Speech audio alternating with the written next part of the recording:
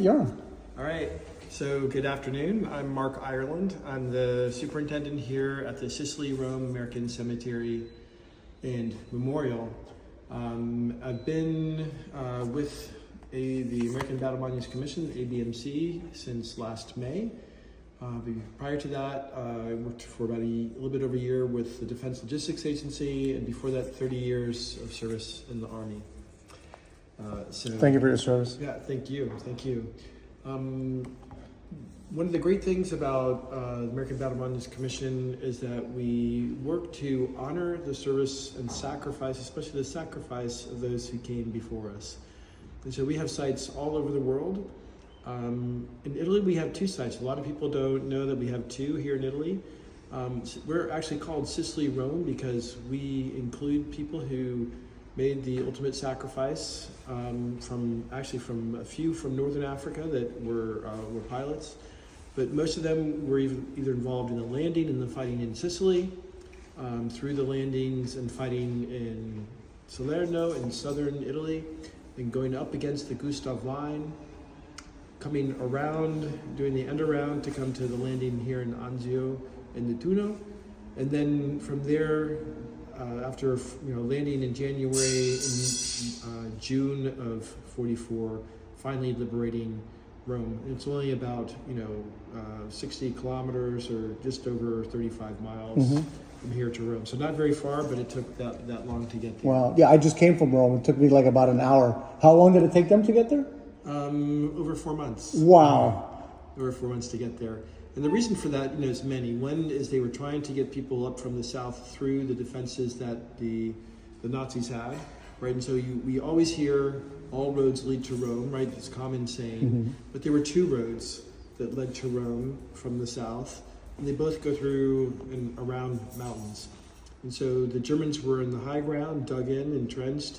No precision bombing at the time that could move them out of there, and they could hold those mountain passes, and did hold them for a very long time until we finally, through attrition and adding more forces, were finally able to break through. The same thing here at the beachhead, where ideally, the goal is to have a 4-to-1 superiority. They never had 4-to-1 superiority. Here, what we had is there were over 20 temporary cemeteries during the war, as they kind of moved slowly up through Sicily and then up the peninsula. After the war, every family had the choice to either bring their son or daughter home or to leave them in Italy. About 65% chose to bring their son or daughter home, and the other 35% to leave them here. In some cases, there was no next of kin to make that decision. In many cases, they wanted that loved one to be with their brothers and sisters in arms. And so that's part of the reason. There's also many missing in action.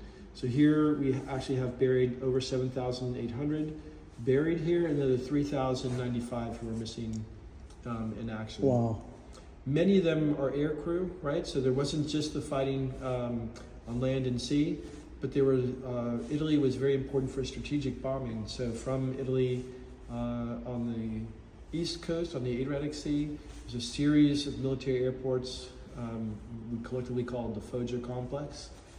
And from those, they flew as far away into Romania to some of the oil fields and refineries that were there, flew all the way to Berlin.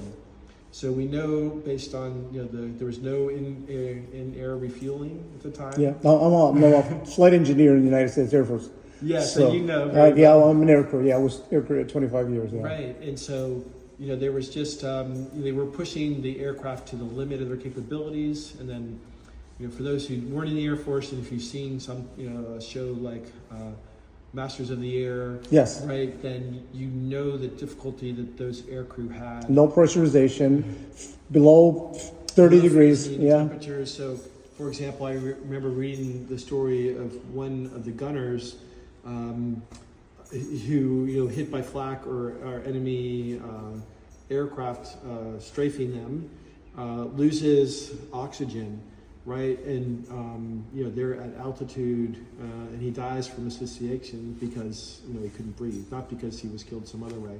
So there's many stories like that. Can I just interject? There's another story that I heard too from actual pilots that flew there, that they actually got hit by flak and they were bleeding out, but it was so cold that the blood froze. Froze. Yeah. Yeah, that's also the case. It's just, it's amazing. And then, many, many stories of heroism across all the services.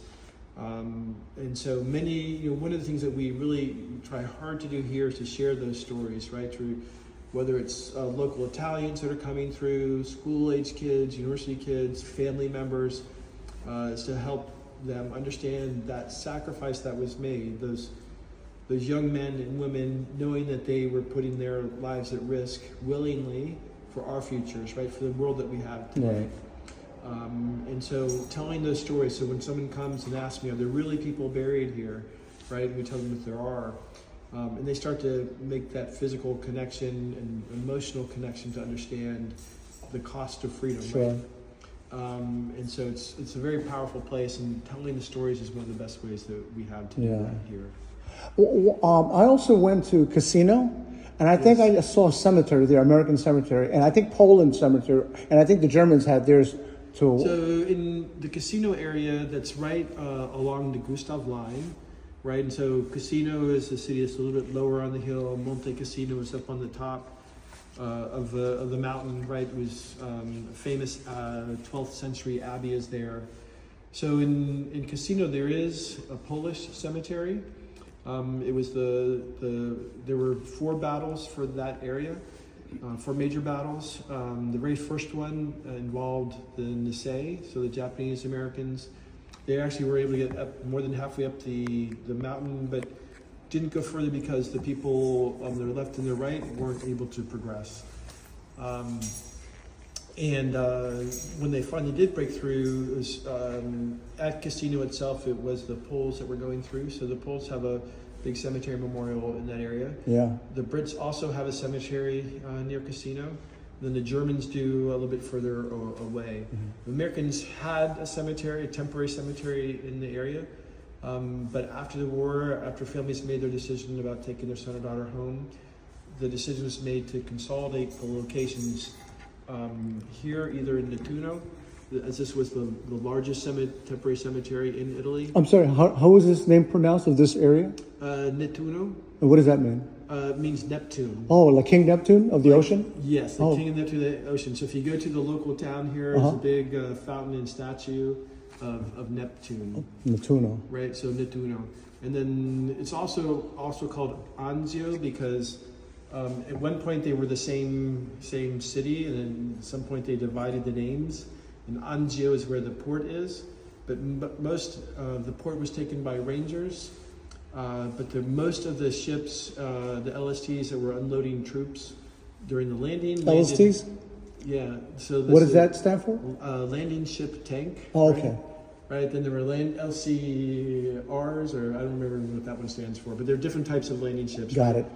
And so they, many of them went on the beaches here in the Nettuno area. Mm-hmm. So it's about a 6 kilometer, 3.5 mile wide area that they were unloading troops, equipment, material. Question, why did the Americans choose to land here? What was strategic about it? So it was on the other side of the defenses for where the Gustav line was. It was close to Rome, right? So it had access to railroad and roads that would take you up towards Rome as well. What they hadn't really planned for was how rapidly the Germans would respond, not understanding that the German defenses, rather than being here at the beach, were up in the hills on the high ground again, and that they had zeroed in on the area on the beach, so it was under attack by artillery. They actually had a very large one that was on a train that they would take into a tunnel to hide and bring it out and shoot. In the initial weeks, is also hit heavily by the Luftwaffe, German Air Force as well. So they came. This place was chosen because there was a port here, and there was infrastructure to get to Rome. Question. So, and the military call it soften up. So did the military soften it up with naval bombardment, aerial bombardment prior to landing, and also was the beach mine, and also was it fortified? Like we hear a lot about in Normandy. But was it the same, similar? So it was not, the sea was mined all through this area. There were some mines along the beach, but not as many as there were in France, right? Because the Germans were more afraid of a cross-channel invasion than having the time to prepare for an Italy invasion. So Italy wasn't really an occupied country until after the armistice was signed in 1943, in the fall of 43. And so it was really after that fall where the Germans really started implementing all their defenses. Mm-hmm. And so there wasn't an Atlantic wall like there was in the beaches of Normandy. But whether it was coming up towards Monte Cassino, the rivers were mined and booby-trapped, the roads were mined and booby-trapped. This area had many in the area, but not the same as what you saw in Normandy. Was all the beach mined? So it was. I don't know how much of it was mined, but there was a significant amount that was mined that they had to be cleared as they landed. So they did surprise the Germans when they arrived. Part of that was they didn't do like a 24-hour prep of the landing space. They did about an hour prep, if I remember correctly. And so it was less, so it was more of a surprise, and there was a German company basically that was in the area that they were able to defeat. Besides the artillery and the Air Force that responded during the landing, right? So they were more hit by artillery and by Air Force, by the Luftwaffe than they were by troops on the ground, right? Now, I know also it's really not talked about in whether on news document, or military document, or anything like that. Now we have the technology, like I'm recording you on this iPhone, that we can get the word out. Hey, we're going to go there, we're going to bomb, get the hell out. I'm sure they didn't have that for the civilian population, whether it was Normandy or here in Anzio. So was there a lot of collateral damage, or civilians being killed? So there was quite a bit of collateral damage here, but even before we landed here, the Germans had started moving people out of the area.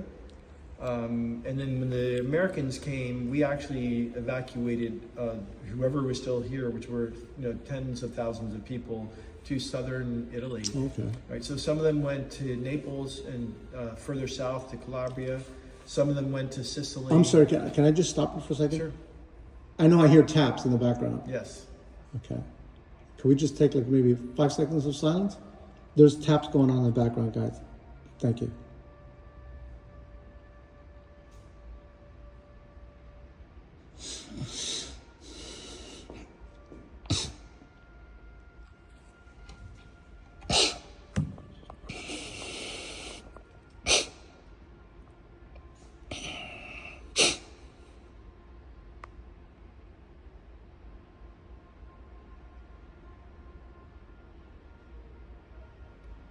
Sorry about that. No, it's, I think for those who served and understand, TOPS can be, it is a daily thing, right? But it's also something that's very emotional because we understand when we're in a cemetery, the significance of playing TOPS. And so we hear it every day, but it is still significant every time we hear it, right? And I appreciate taking the time to Thanks, Mark. How do you say your name, Mark? Ireland. Mark Ireland. And what's your position here? So I'm the superintendent here. Okay. Well, Mark, thank you very much. And you're? Mariska Weaver. Can I put you here on camera? Sure. Okay. Mariska? Hi, I'm the assistant superintendent here. Okay. And you're Air Force, right? I'm Air Force. What would you do in the Air Force? I was a meteorologist. Oh, nice. Okay. Thanks to you, man. I got to my location safe. Thanks to you. Yes, and you spent a lot of your time with the Army. I did spend a lot of my time with the Army. Nice. And Mark, what was your MOS or? Sure. I worked in public health. Oh, nice. Okay. Yeah, and I started out my career in Torrejon Air Base in Spain, and back in 1982. Daddy's stationed there, so I know it well. Yeah. So, and I was there in '82, and then we deployed to Aviano Air Base, Interlake Air Base, all over Germany, Ramstein, Frankfurt, and then eventually I transitioned. I was aircraft maintenance. Working on F4s and later F-16, and then I transitioned and became a flyer. Flight engineer. So I've flown C-141s was my first aircraft. C-5 Galaxy was my second, and then the KC-10 aerial tanker was my third aircraft. I've been on all of them. No, we've kicked you out of our airplane many a time. Yes. I don't like being kicked out of the airport. I prefer to have a soft landing. Well, Mark, it was a pleasure meeting you. Thank you so thank much you for so that. much. So much information was incredible.